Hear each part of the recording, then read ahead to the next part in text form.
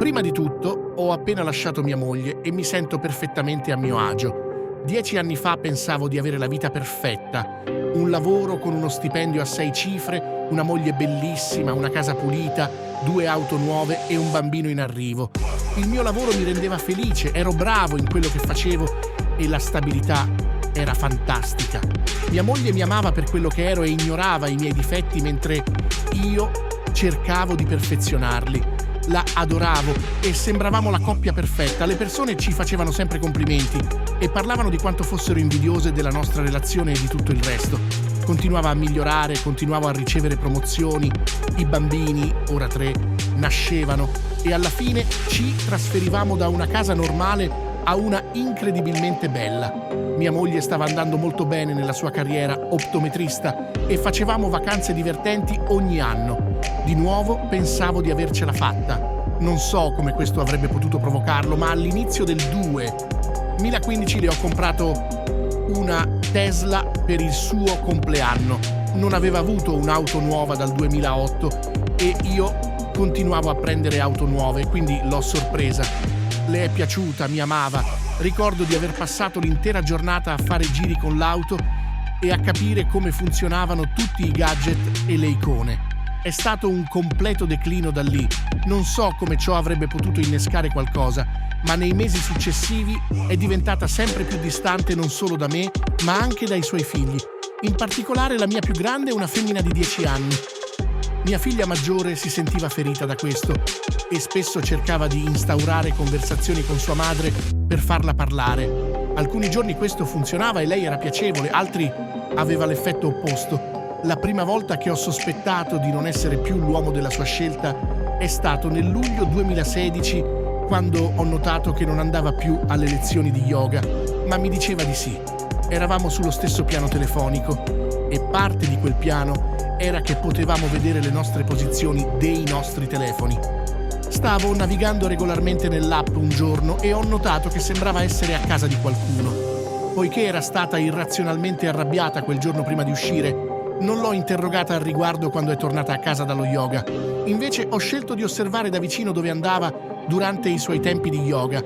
Sembrava sempre finire nella stessa casa, un quartiere benestante, probabilmente un gradino sopra il nostro, un po' a nord della città. Stavo per affrontarla quando ho notato che era tornata allo yoga. Durante questo periodo è diventata incredibilmente distante e ormonale. Tutta la mia famiglia aveva notato questo comportamento per oltre un anno ormai, ma ne avevo abbastanza. L'ho fatta sedere e le ho chiesto cosa stesse succedendo. Mi ha dato le spalle e quando l'ho interrogata sulle posizioni dello yoga mi ha accusato di stalking, invasione della privacy e di essere un idiota di prima categoria. È stato allora che le ho chiesto: mi stai tradendo? Naturalmente la risposta è stata no. Nei giorni a venire c'è stata sfiducia, odio e pura rabbia verso di me. Era chiaro che sapeva che avevo scoperto e ora stava cercando di giocare la carta della vittima. Non posso credere che tu pensi questo. Ma io sapevo, vedevo attraverso tutto. Quando finalmente ha ammesso di aver visto e dormito con un altro uomo, è stato allora che ho commesso il mio errore. L'ho perdonata. Mi ha detto che mi amava, amava la nostra famiglia e in quel momento le ho creduto. Pensavo che potesse cambiare. Mi sbagliavo. Abbiamo provato la terapia di coppia, abbiamo provato a fare giornate per adulti. Sembrava funzionare. Eravamo felici e lei si divertiva sinceramente e sembrava che avessi di nuovo la vecchia lei. Ero sollevato. Questo mi ha permesso di dedicare più tempo ai miei figli e al mio lavoro e avere meno stress in generale. Il mio viaggio di lavoro a San Diego, vivo nella costa orientale degli USA, è stato interrotto. Il mio collega è ammalato e i nostri clienti hanno insistito per riprogrammare. È stato un problema, ma abbiamo preso il volo successivo e siamo tornati a casa. Non so perché non le ho detto che stavo tornando a casa, ma semplicemente non l'ho fatto. Forse volevo che fosse una sorpresa. L'unica sorpresa che ho ricevuto quando sono entrato in autostrada è stata vedere un SUV Ford nel mio garage e trovare non uno, ma 2 uomini nel mio letto con mia moglie. Tutto questo è successo ieri, finalmente lo sto mettendo per iscritto. Mia moglie ha iniziato a parlare a vanvera quando è successo, cercando disperatamente di spiegare. Non ho sentito nulla. Sono uscito dalla mia stanza, sono andato al piano di sotto e mi sono versato da bere. Potevo sentire gli uomini al piano di sopra che se ne andavano e quando sono tornato al piano di sopra c'era mia moglie seduta lì, vestita con un triste sorriso sul viso. Ha iniziato a parlare, ma non l'avrei permesso. Le ho detto di andarsene, le ho detto di uscire dalla mia casa, le ho detto che le avrei fatto avere le sue cose entro la fine della settimana. Ha cercato di tirare fuori la stupidaggine del «Ehi bambini», ma ero semplicemente finito. Sono triste, ma non per lei. Sono triste per i miei figli e sono triste per qualsiasi povera anima incontrerà dopo. Combatterò duramente per i miei figli, ma la mia più grande paura è perderli. So che il tribunale deciderà incredibilmente a favore delle madri. Spero che si rendano conto che ho passato gli ultimi 3 anni a fare del mio meglio per riparare un matrimonio rotto per la mia famiglia e nulla ha funzionato.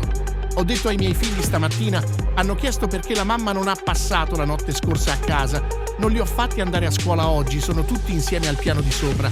Questa situazione è terribile per tutti i coinvolti, sarebbe potuta essere completamente evitabile. Non ho pietà per mia moglie, spero che abbia un'etichetta per il resto della sua vita. Traditrice.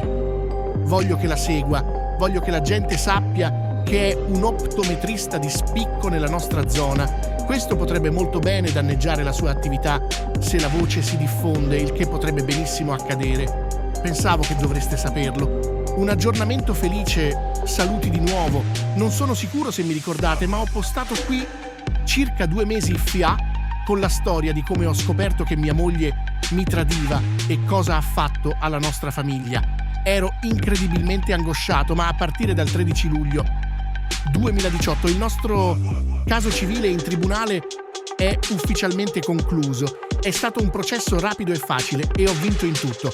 Non sono sicuro se questo viola le regole, quindi i moderatori, per favore, sentitevi liberi di rimuovere, ma ho pensato che, dato che ho ricevuto un supporto così positivo dal mio ultimo post, sarebbe stato mio dovere postare un aggiornamento. Sentitevi liberi di saltare i lunghi paragrafi se non volete leggere, posterò un riassunto alla fine. 2 mesi fa sono tornato a casa da un viaggio di lavoro e ho trovato mia moglie a letto con 2 uomini.